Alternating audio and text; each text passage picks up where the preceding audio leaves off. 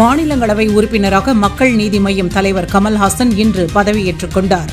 கடந்த ஜூன் மாதம் 19ஆம் தேதி நாடாளுமன்ற மாநிலங்களவைக்கு தமிழ்நாட்டின் 6 இடங்களுக்கான தேர்தல் நடைபெற்றது.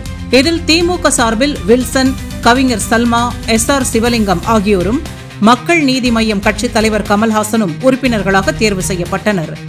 இதேபோன்று அதிமுக உறுப்பினர்களாக இன்பதுரை, தனபால் ஆகியோரும் போட்டியின்றி தேர்வாகினர்.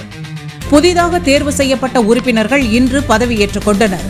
அப்போது அவையின் துணைத் தலைவர் ஹரிவன்ஷ் முன்னிலையில் கமல்ஹாசன் பதவி பிரமாணம் ஏற்றுக்கொண்டார்.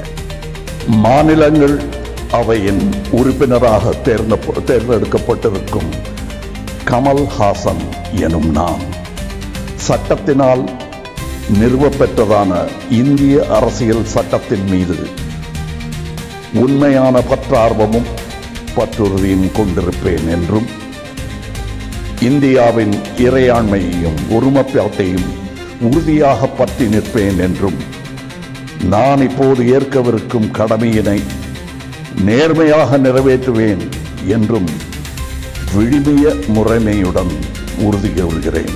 வணக்கம்.